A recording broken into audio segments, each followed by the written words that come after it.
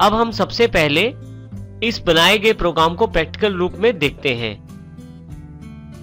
जब भी हम कंपाइलर सॉफ्टवेयर को अपने कंप्यूटर में इंस्टॉल कर लेते हैं तो हमारे पास डेस्कटॉप पे उसका आइकॉन अवेलेबल हो जाता है। देखिए मेरे पास यहाँ C++ का एक शॉर्टकट अवेलेबल हो गया है, जिसको मैं डबल क्लिक करके कंपाइलर सॉफ्टवेयर को ओपन कर सकता हूं। इसके लिए मैं इसे डबल क्लिक करता हूं। सबसे पहले जैसे ही आप डबल क्लिक करते हैं आपके पास देखिए कंपाइलर सॉफ्टवेयर अवेलेबल हो गया है, जो कि मेरा C++ का कंपाइलर सॉफ्टवेयर है। हमें अपने प्रोग्राम्स को रन करने के लिए इस सॉफ्टवेयर की आवश्यकता है, जिससे कि ये कंपाइलर सॉफ्टवेयर हमारे प्रोग्राम्स के एरर भी बताएगा और एरर्स को ठीक करने के पश्चात उनको फाइनल कोड में भी कन्वर्ट करेगा। देखिए इस सॉफ्टवेयर की यदि हम बात करें तो हमारे पास सबसे ऊपर की तरफ मेन्यू बार अवेलेबल है, जैसे फाइल, एडिट, सर्च, इस तरह से रन, कंपाइल, डीबग, काफी सारे मेन्यूज उपलब्ध हैं। बीच वाला सेक्शन फर्दरली दो पार्ट्स में डिवाइडेड हो जाएगा, जिसमें एक पार्ट सोर्स कोड के लिए और दूसरा मैसेजेस के लिए होगा।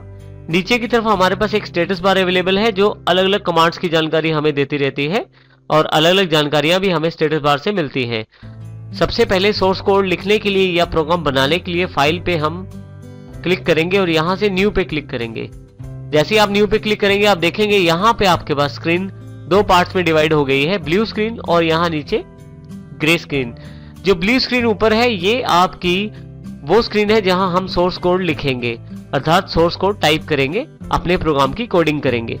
नीचे की तरफ यहाँ पे ग्रे स्क्रीन पे हमारे पास मैसेजेस अवेलेबल हो जाएंगे इस प्रोग्राम से रिलेटेड, और सबसे नीचे देखें स्टेटस बार पे अब शॉर्टकट्स अवेलेबल हो गए हैं।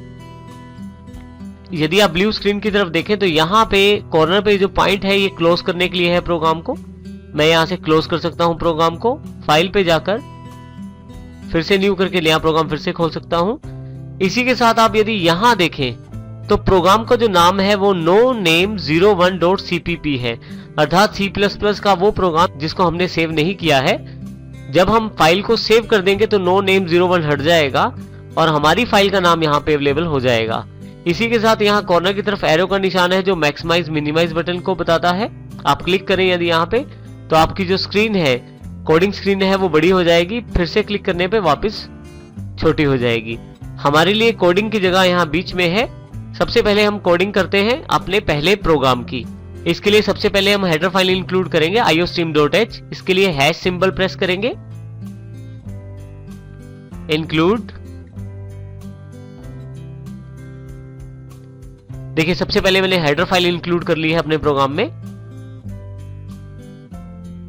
उसके पश्चात वर्ड मेन अर्थात मेन ब्लॉक तैयार करता हूं। ओपन करली ब्रैकेट्स में बता देता हूं कि मेरा फंक्शन यहां से स्टार्ट है और नीचे क्लोज करके ये बता देता हूं कि यहां तक मेरा फंक्शन चलेगा, अर्थात मेन फंक्शन यहां पे क्लोज है। मेरे पास जो पहली लाइन मुझे प्रिंट करवानी है वो सी आउट के साथ हेलो फ्रेंड्स के रूप में प्रिंट करवानी है।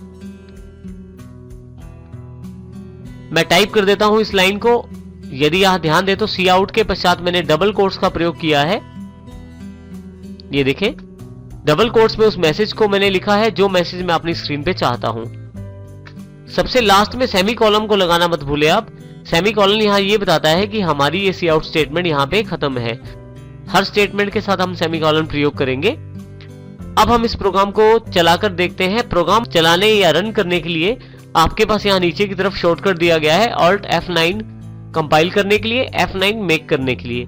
परंतु यहाँ पे ऊपर जो मेन्यू बार्स है यहाँ पे भी आपके पास अवेलेबल है कमांड्स अपने प्रोग्राम को रन करने के लिए। मैं यहाँ से रन का चुनाव करता हूँ और Ctrl+F9 शॉर्टकट है। जैसे ही यहाँ रन पे जाकर मैं रन पे क्लिक करता हूँ तो देखिए मेरे पास प्रोग्राम कंपाइल हो जाता है और रन हो जाता है। परंतु मुझे यहाँ पे आउटपुट नहीं अवेलेबल हुआ। आउटपुट देखने के लिए मुझे एक शॉर्टकट की का और प्रयोग करना पड़ेगा, वो है Alt+F5। तो कीबोर्ड पे Alt प्रेस करके रखता हूँ, साथ में F5 प्रेस करता हूँ। मेरे पास देखें मैसेज अवेलेबल हो गया है जो सी आउट के द्वारा प्रिंट करवाया गया है, हेलो फ्रेंड्स। फिर से एंटर करके वापस आ जाता हूँ। यदि मैं दोबारा इस प्रोग्राम को रन करूँ Ctrl+F9 से तो आप देखेंगे कि दोबारा हमारे पास आउटपुट स्क्रीन तो अवेलेबल नहीं हुई है। Alt5 से हम स्क्रीन देखते हैं तो देखिए दो बार आउटपुट अवेलेबल हो गई है, एक पहली पुरानी आउटपुट और दूसरी नई आउटपुट। इस प्रकार Ctrl+F9 को यहाँ मैं 3 से 4 बार और कर देता हूँ रन और फिर Alt5 देखता हूँ तो देखिए जितनी बार मैंने Ctrl+F9 को यूज किया पुरानी आउटपुट के साथ नई आउटपुट जुड़ती जा रही है। परंतु यदि हम चाहें तो पुरानी आउटपुट साफ कर सकते हैं। इसके लिए हम एक और हेडर फाइल्स का इस्तेमाल करते हैं जो हमारे पास conio.h के रूप में अवेलेबल है, और उसके दो फंक्शंस का प्रयोग करेंगे जो हमारे लिए ये कार्य करेंगे।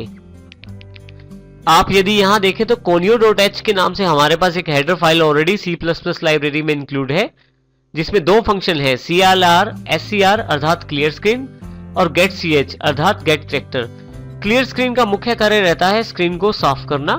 आपकी पुरानी आउटपुट को हर बार साफ कर दिया जाता है और केवल आपकी करंट आउटपुट ही आपको दिखाई जाती है।